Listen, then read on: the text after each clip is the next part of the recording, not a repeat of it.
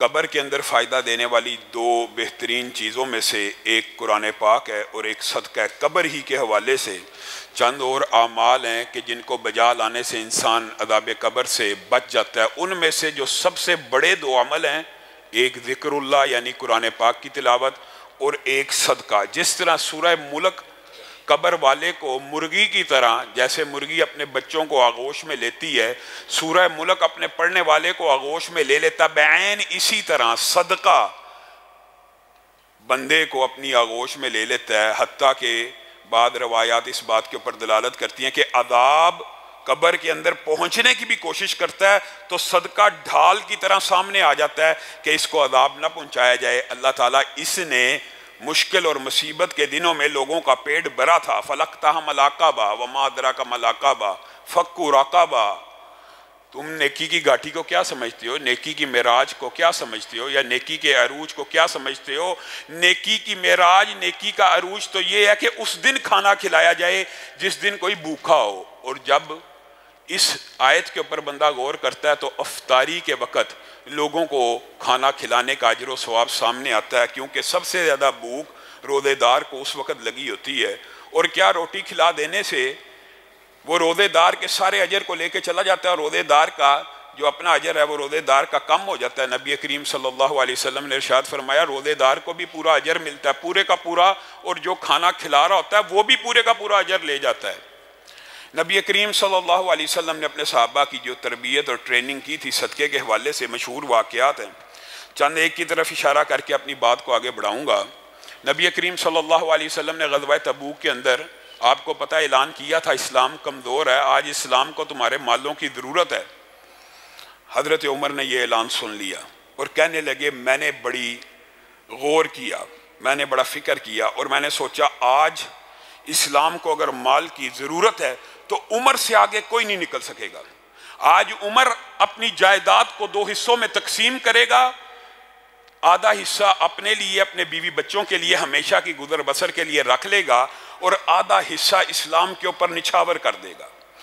آدھا حصہ لے کے آئے، کہنے لگے اللہ کی قسم یہ وہ آخری دن تھا، یہ وہ آخری دن تھا جس دن عمر نے یہ خواہش کرنا چھوڑ دی کہ کبھی عمر ابو بکر سے بھی آگے نکل سکتا ہے۔ کیا دیکھا، ابو بکر اپنی کل جائیداد لے کے رسول اللہ کے سامنے بیٹھے ہیں، اور رسول اللہ پوچھتے ہیں ابو بکر کچھ چھوڑ کے بھی آیا یا نہیں؟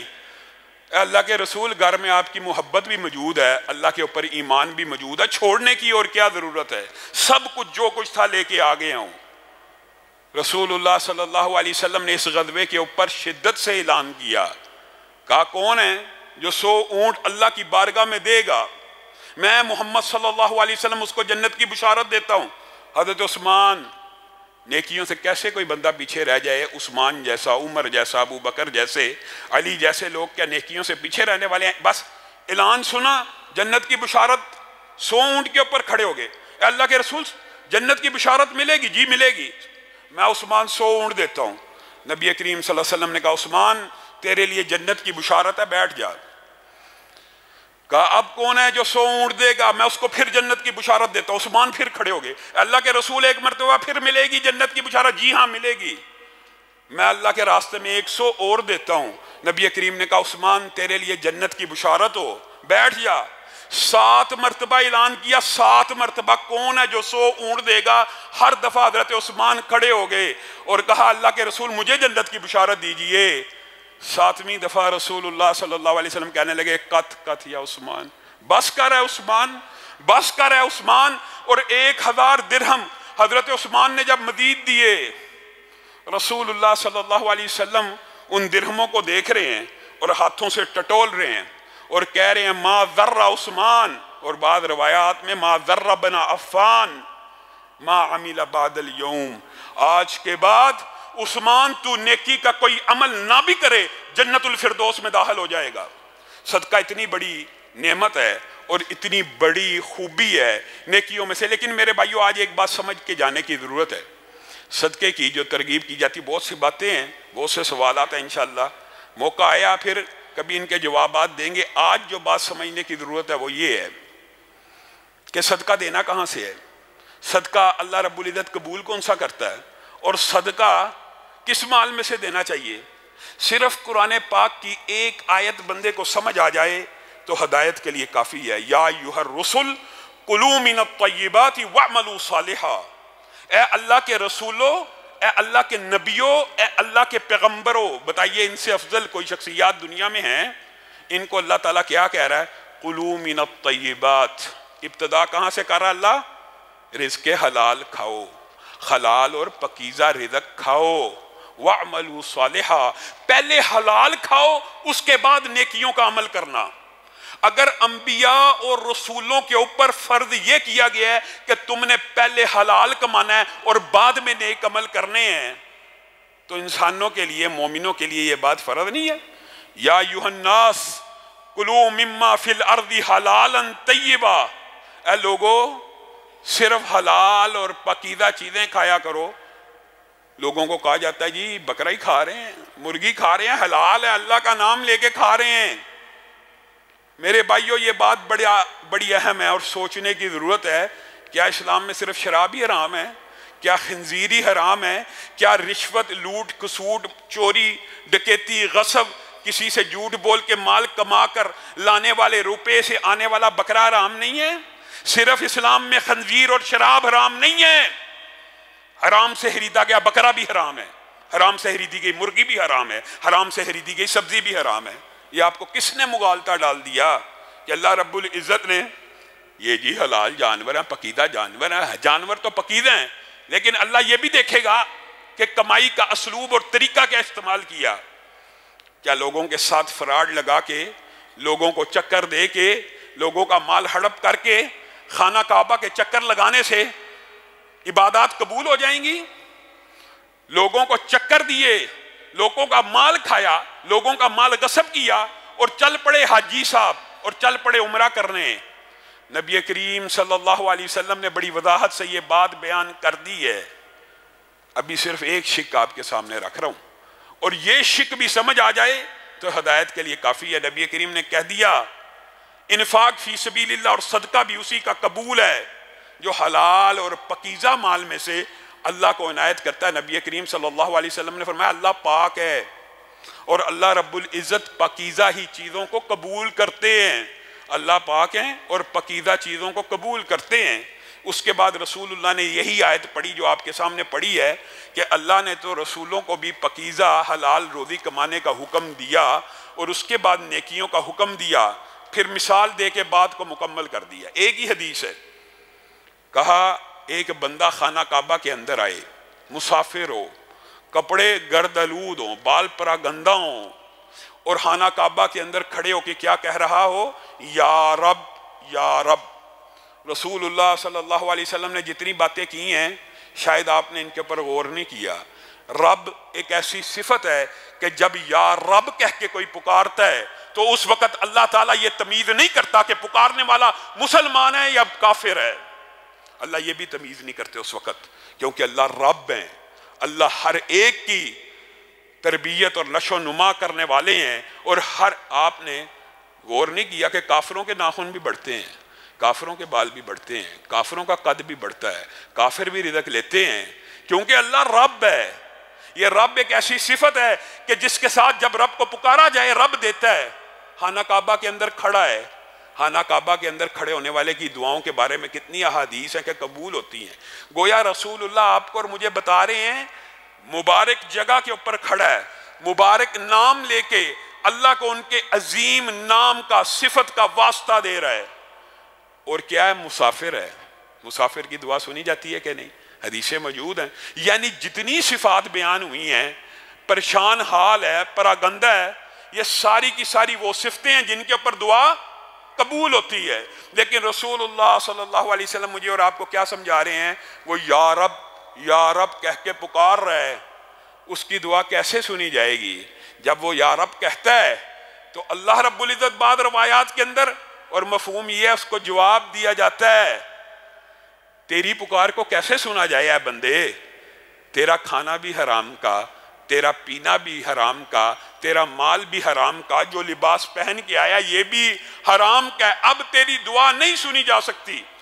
بعض روایات کے اندر یہ الفاظ موجود ہیں، کچھ لوگ حلال کام بھی کرتے ہیں اور کچھ حرام کام بھی کرتے ہیں، یعنی مکس کاروبار چل رہا تھا، کچھ کام سودی ہے اور کچھ کام غیر سودی ہے۔ اس حوالے سے بھی بڑی ڈرنے کی ضرورت ہے۔ عجیب و غریب معاشرہ سود کو حلال سمجھ کے کھا رہے ہیں، سود کو حلال سمجھ کے کھا رہے ہیں۔ وہ سود کہ جو اللہ اور اس کے رسول سے جنگ ہے، آج مسلمان امت نے یہ جی سسٹم ہے، یہ جی بینکنگ نظام ہے، اس سے مفر نہیں ہے، کوئی چارہ کار ہی نہیں ہے، اس نظام کا وبال حکمرانوں کو ہوگا، یہ ہوگا، انہوں نے سسٹم بنایا ہوا، ہمارا کیا قصور ہے؟ ہر بندے کے اوپر انفرادی طور پہ حلال کمانا فرض ہے، ہر بندے کے اوپر انفرادی طور پہ فرض ہے۔ یہ کسی نے کہہ دیا کہ گورنمنٹ نے اگر بینک بنائے ہوئے ہیں تو بینک سودی کاروبار لازمی کرے گا، ہر حال میں کرے گا؟ یہ مغالطے ہیں، یہ اشکالات ہیں جو بندوں کو شیطان ڈالتا ہے۔ اور کس لیے ڈالتا ہے یہ بھی سمجھ لیجیے، اس لیے ڈالتا ہے کہ حرام کو حرام نہ سمجھا جائے۔ جب کوئی بندہ کسی حرام چیز کو حرام سمجھنا چھوڑ دیتا ہے تو یاد رکھیے بالعموم کی بات ہو رہی ہے۔ محدثین نے لکھا ہے اللہ تعالیٰ پھر اس کو توبہ کی بھی توفیق نہیں دیتے۔ توبہ کی توفیق کس کو ملتی ہے؟ جو کسی گناہ کو گناہ سمجھتا ہے۔ ایک بندہ موسیقی کو گناہ ہی نہیں سمجھ رہا، حلال سمجھ کے سن رہا ہے، کبھی توبہ کرے گا؟ ایک بندہ سود کو سمجھ ہی حلال رہا ہے، توبہ کرے گا؟ نہیں کر سکتا۔ یہ اللہ اور اس کے رسول کے ساتھ جو جنگیں ہیں، یہ ان جنگوں کے اندر کیا تم جیت جاؤ گے؟ رسول اللہ صلی اللہ علیہ وسلم کے صحابہ، خود رسول اللہ صلی اللہ علیہ وسلم کا کیا کاروبار تھا؟ ابتدائے اسلام میں آپ کے سامنے سیرت کے باب میں تفصیلی طور پہ رکھا تھا، انبیاء نے بکریاں کیوں چرائیں؟ رسول اللہ صلی اللہ علیہ وسلم کے پاس ہم یہ سمجھتے ہیں کہ ہمارا ٹائم بڑا قیمتی ہے، نبیوں سے زیادہ کسی کا ٹائم قیمتی ہو سکتا ہے؟ سارے انبیاء نے بکریاں چرائی ہیں، سارے انبیاء نے۔ کیا حکمت ہے؟ اس کی کچھ حکمت ہے، ان میں سے ایک حکمت یہ بھی ہے کہ انبیاء کو بھی تجارت کرنے کا حکم ہے۔ اسی لیے رسول اللہ کبھی شام گئے، کبھی حدیجہ کا مال لے کے گئے۔ رسول اللہ صلی اللہ علیہ وسلم نے اپنی عملی زندگی سے ثابت کیا کہ پہلے حلال رزق کمانا ہے، پھر اللہ کی بارگاہ میں انفاق کرنا ہے۔ اور سفیان ثوری نے کہہ دیا، کتنے بڑے امام تھے سفیان ثوری، عجیب بات کہہ گئے، کہتے ہیں کہ وہ بندہ بہت بڑا جاہل ہے اور وہ بندہ احمق ہے اور وہ بندہ بے وقوف ہے جو یہ سمجھتا ہے کہ میں حرام کمائی میں سے خرچ کر کے اللہ کی خیر و برکتوں کو حاصل کر لوں گا، یا حرام مال خرچ کر کے اپنے پاکیزہ مال کو پاک اور صاف کر لوں گا۔ وہ بے وقوف ہے۔ کیا مثال دی؟ کہنے لگے یہ ایسا ہی ہے، ایک بندہ اپنا میلا کپڑا دھونا چاہتا ہو، ایک بندہ اپنا میلا اور گندا کپڑا دھونا چاہتا ہو تو بجائے صابن کے اپنے پیشاب سے دھونا شروع کر دے۔ کیا پیشاب سے دھونے سے کپڑا پاک صاف ہو جائے گا؟ تو حرام مال دینے سے باقی مال حلال ہو جائے گا، اللہ قبول کر لے گا۔ اور جو بات میں کہہ رہا تھا کہ مکس کمانے والے، یہ حدیثیں، یہ روایتیں بھی موجود ہیں۔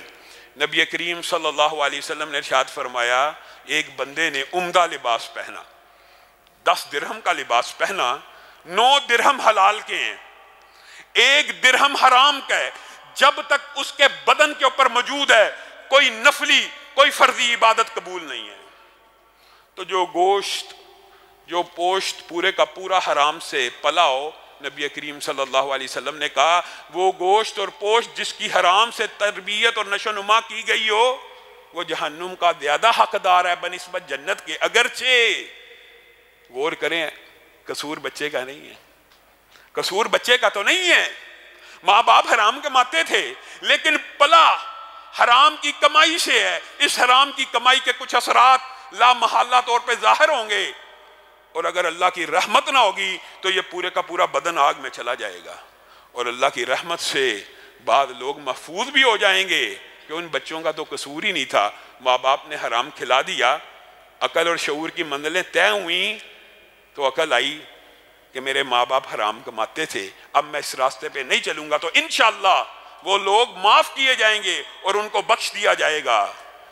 آپ کے سامنے چند ایک باتیں ضرور رکھنا چاہتا ہوں، یہ باب بڑا طویل ہے، اس کے اندر دیکھیں، آپ غور کریں۔ چوری سے ابتدا کریں، جس کو ہم کچھ بھی نہیں سمجھتے، کچھ بھی نہیں سمجھتے۔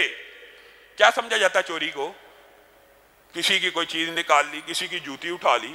مسجدوں کے بارے میں تو لوگوں نے لطیفے بنائے ہوئے ہیں کہ جب مسجد جاتے ہیں جوتی کوئی لے جاتا ہے، جس کو ہم بڑی معمولی سی چیز سمجھتے ہیں، لیکن اس سے بڑھتے بڑھتے بڑی چیزوں کی چوری بھی ہوتی ہے. یہ چوری جس کو میں اور آپ معمولی سمجھتے ہیں، حرام کی ابھی ابتدائی شکل ہے، اس کے اوپر رسول اللہ نے کیسے بند باندھا؟ رسول اللہ یہ چاہتے ہیں حرام کا جو پہلا سٹیپ ہے، چند روپے چھوٹی سی چیز کسی کی چرا لینے کو رسول اللہ چاہتے ہیں، اور رسول اللہ نہیں چاہتے، اللہ چاہتا ہے. السارق والسارقۃ، صرف چوری کرنے والے کو کیا کیا جائے؟ اس کے ہاتھ کاٹ ڈالے جائیں تاکہ معاشرہ حرام کمائی کی طرف دیکھے بھی نہ. ہم نے چوری کے بارے میں ہاتھ کاٹنا تو سن لیا، لیکن کسی کا مال غصب کرنا اس کے بارے میں نہیں سوچا. کسی کا مال ہڑپ کر دینا. ڈاکو کی شریعت میں کیا سزا ہے؟ شریعت اسلامیہ میں ڈاکو کی کیا سزا ہے پتہ ہے نا؟ سزائے موت. ہاتھ اور پاؤں کاٹ کے جنگلوں میں پھینک دیا جائے. چور کی تو صرف ہاتھ کاٹنا ہے، اور جو بالجبر مال لوٹتا اس کو ڈاکو کہتے ہیں. اور اس کے بارے میں شریعت اسلامیہ کی جو سزا ہے، آپ کو علم ہے، ہاتھ پاؤں کاٹ کے یعنی سزائے موت دے دی جائے.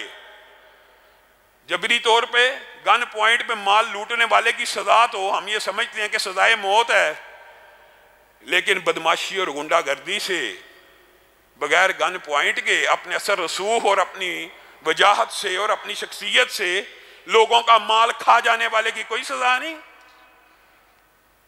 آپ ذرا غور کریں، نبی کریم صلی اللہ علیہ وسلم نے فرمایا ایک بلشت زمین کے ٹکڑے کے اوپر قبضہ کرنے والا، جو اپنے ہمسائے کی، اپنے بھائی کی، کسی کی زمین کے اوپر، ایک بلشت زمین کے اوپر قبضہ کر لیتا ہے اور وہ حق مانگتا رہتا ہے، دے دے نہیں دیتا، اسی حالت میں مر جاتا ہے، تو کل قیامت کے دن یہ 7 زمینوں کا توق اس کے گلے میں ڈال دیا جائے گا. کیا اٹھا سکے گا وزن؟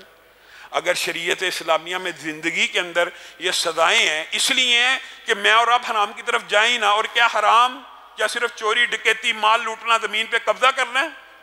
نبی کریم صلی اللہ علیہ وسلم نے فرمایا جھوٹی قسم کھانے سے مال تو بک جاتا ہے لیکن اس سے برکت اٹھا لی جاتی ہے.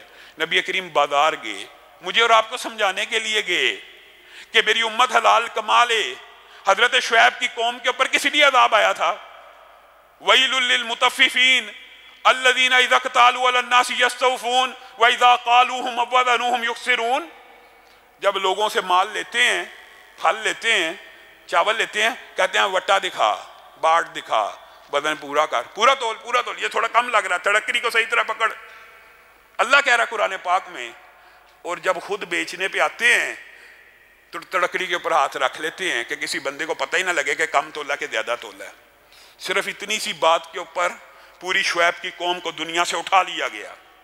اور اللہ تعالیٰ نے کہا ان کے لیے وَيْلٌ لِّلْمُطَفِّفِينَ، یہ جو ناپ تول میں کمی کرتے ہیں، ناپ تول میں کمی کی اگر یہ سزائیں ہیں تو اعلانیہ کسی کے پیسے کھا جانے کی کیا سزا ہوگی؟ کسی کا مال ہڑپ کر لینے کی کیا سزا ہوگی؟ لوگ یہ سمجھتے ہیں جی یہ رشوت ہے، رشوت تو گفٹ ہوتا ہے، رشوت کو گفٹ کہا جاتا ہے.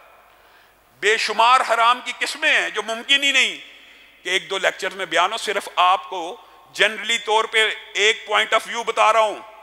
اور کیا حلال کمانے والا اور نیت کرنے والا اللہ رب العزت آج کے بعد صرف حلال کماؤں گا نہیں کماؤں گا حرام، کیا اللہ اس کا رزق تنگ کر دے گا؟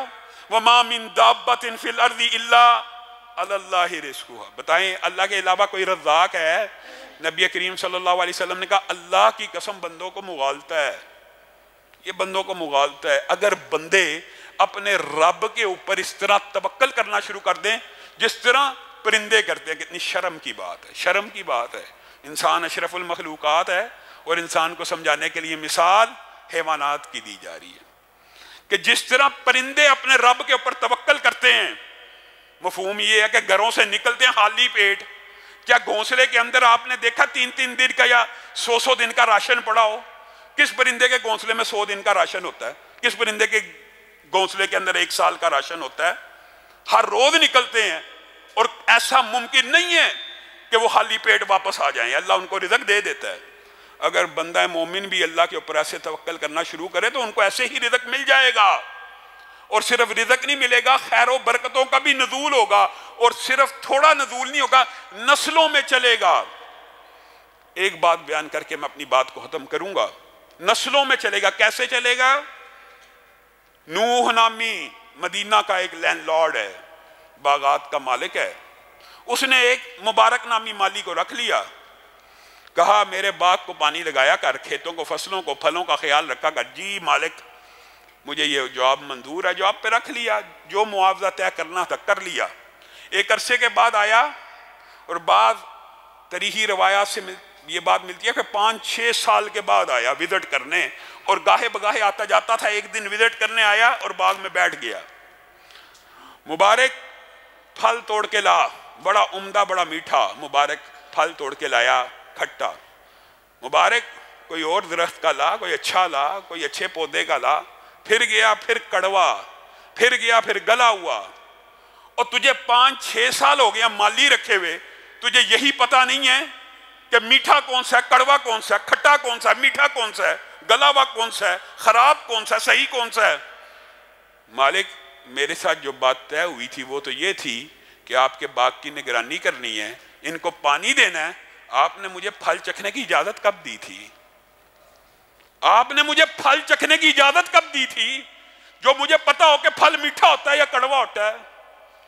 نوح کی آنکھوں میں آنسو آ گئے، اپنے گھر گیا، کہا بیٹی کیا تو چاہتی ہے کہ میری نظر میں اس وقت زمین کا جو سب سے ایماندار آدمی ہے، چاہے وہ جتنا مرضی غریب ہو، اس کے ساتھ تیری شادی کر دیا؟ جی بابا میں حاضر ہوں، جس کے ساتھ آپ چاہیں گے میں شادی کروں گی۔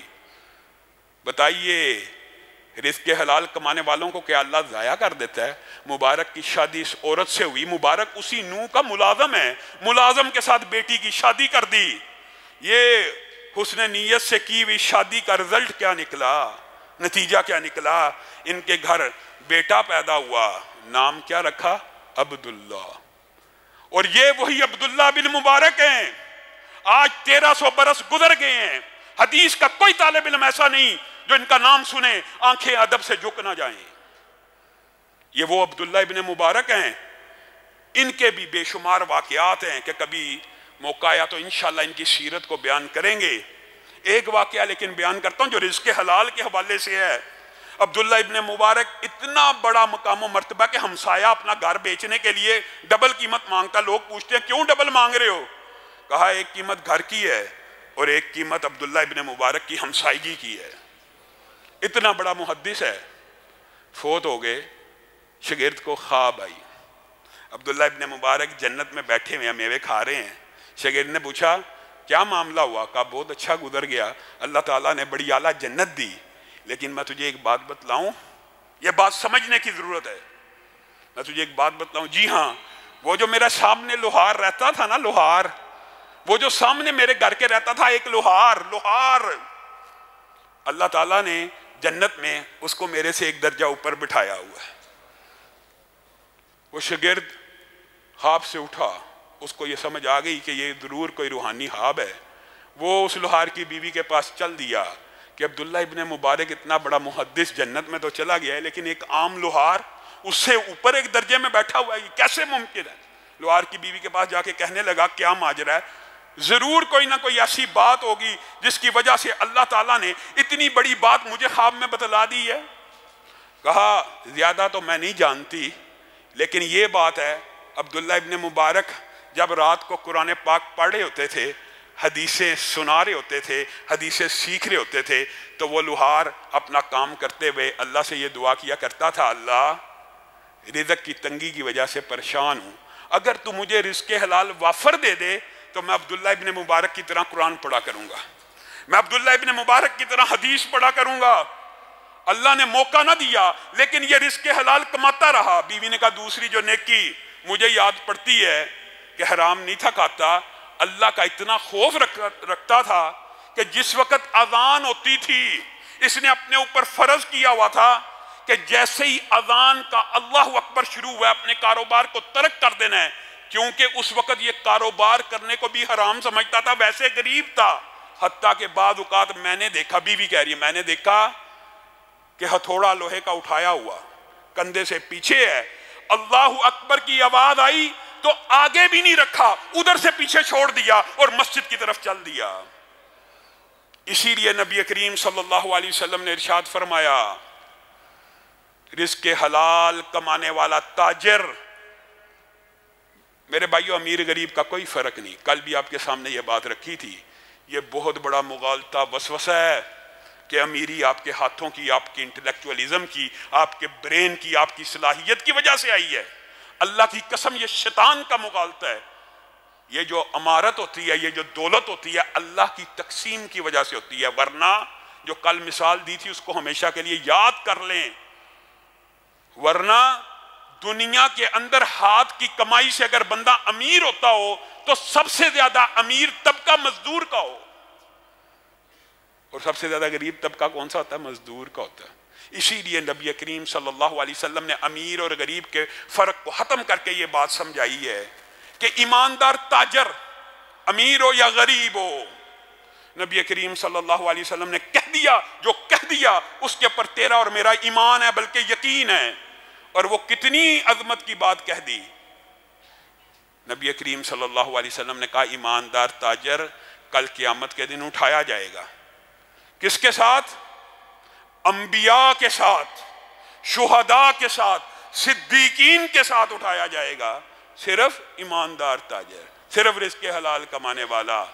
اگر ایک لوہار ابن مبارک سے اوپر جا سکتا ہے، آپ کو کس نے وسوسہ ڈالا؟ ہاں میرے بھائیو، اعمال کی قبولیت کی ایک شرط یہ بھی ہے، شرائط زیادہ ہیں، میں نے کہا تھا صرف ایک جز بیان کر رہا ہوں، شرائط زیادہ ہے اعمال کی قبولیت کی۔ عمل اس وقت تک قابل قبول نہیں جب تک توحید نہ ہو، عمل اس وقت تک قابل قبول نہیں جب تک رسول اللہ کی مہر نہ ہو، اور تیسری بات یہ بھی ہے کہ عمل اس وقت تک بھی قابل قبول نہیں جب تک ریا ہو، اور چوتھی بات یہ ہے، اور اس کے علاوہ بھی چند شرائط ہیں، عمل اس وقت تک بھی قابل قبول نہیں جب تک رزق حلال کمائی نہ ہو، نہیں قبول۔ آج جو بھی جھوٹ بول کر، دھوکہ دے کر کسی بھی قسم کا کسی کا مال ہڑپ کر چکا ہے، آج رمضان آ گیا ہے، اگر اس مہینے میں ارادہ نہیں کرنا ساری زندگی حرام چھوڑ دوں گا، ساری زندگی اللہ حلال چھوڑ دیا ہے، پانی چھوڑ دیا، اللہ آج رمضان اگر آ گیا، آج میں نیت اور ارادہ کر کے جاتا ہوں۔ میرے بھائیو صرف نیت اور ارادہ آپ نے کرنا ہے، اللہ کی قسم مدد آسمانوں سے نازل ہوتی ہے۔ رسول اللہ نے کہا جو بندہ اللہ کی طرف ایک قدم بھی چلتا ہے اللہ دوڑتا ہوا آتا ہے، ایک ہاتھ چلتا ہے اللہ پورا ایک گز آتا ہے۔ کس نے وسوسہ ڈال دیا؟ رسول اللہ کی حدیثیں نہیں سنی؟ ہو سکتا کسی کے ذہن میں اشکال ہو، یہ دھوکہ ہے شیطان کا کہ اگر میں نے حرام چھوڑ دیا، اگر میں نے رزق حلال صرف میں غریب ہو جاؤں گا۔ اس سے بڑا شیطان خبیث نے کوئی تجھے مغالطہ نہیں دیا۔ حضرت علی نے خود یہ بات بیان کر دی ہے، اور یہ تقدیر کے باب میں سے ہے۔ یوم کتابت تقدیر میں آپ کا اور میرا جتنا رزق لکھا ہوا ہے، اللہ کی قسم آپ جتنی مرضی محنت کر لیں اس سے زیادہ نہیں کما سکتے، اور قسم کھا کے پھر یہی بات ہے، اور آپ کی مرضی ہے وہ لکھا ہوا رزق حلال طریقے سے کمائیں یا حرام سے کمائیں، آپ کی مرضی ہے۔ حضرت علی نماز پڑھنے کے لیے داخل ہوئے، گھوڑے کے اوپر زین موجود ہے، ارادہ کیا جب میں نماز پڑھ کے باہر نکلوں گا تو جس بندے کو میں کہہ کے آیا ہوں کہ زین کی اور گھوڑے کی حفاظت کری اس کو 3 درہم دوں گا، نماز کے اندر ارادہ کر رہے ہیں، اس کو 3 درہم دوں گا۔ باہر آئے، گھوڑے پہ زین موجود نہیں، بندہ بھی غائب۔ کچھ دور گئے، دکان کے اوپر زین لٹکی ہوئی ہے، جا کے پوچھا کیا ماجرا؟ زین تو میری تھی، چوری ہو گئی۔ کہا ابھی ایک بندہ آیا تھا 3 درہم کی بیچ کے چلا گیا ہے۔ بات سمجھ نہیں آئی شاید۔ حضرت علی نے حلال طریقے سے 3 درہم دینے تھے، گویا اللہ رب العزت نے وقت بھی لکھا تھا کہ اتنے بج کے اتنے منٹ پہ اس بندے کو 3 درہم ملنے ہیں، بندے کی مرضی ہے حرام طریقے سے لے لے یا حلال طریقے سے لے لے، میری اور آپ کی مرضی ہے۔ جب اللہ نے لکھ دیا ہے کہ رزق اتنا ہی ملنا ہے تو جو مرضی چلاکی ہوشیاری کر لے، اللہ کی قسم اگر نہ بھی کرے گا حلال طریقے سے مل جائے گا۔ ارادہ کر لیجئے، اللہ رمضان آ گیا، جو معاملات ہیں سب کو سیدھا کر لیں گے، اور آج کے بعد صرف اپنے پیٹ میں، اپنے بچوں کے پیٹ میں، یہ بچوں کے ساتھ ظلم ہے، ان کے پیٹ میں حرام نوالا ڈالا جائے، اپنے اور اپنے بچوں کے پیٹ میں حلال روزی ڈلوائیں گے۔ اللہ رب العزت ہم سب کو رزق حلال فراہ نصیب فرمائے، اللہ ہم سب کو رزق حلال فراہ نصیب فرمائے، حرام کی پائی پائی سے محفوظ فرمائے۔ سبحان ربک رب العزت عما یصفون وسلام علی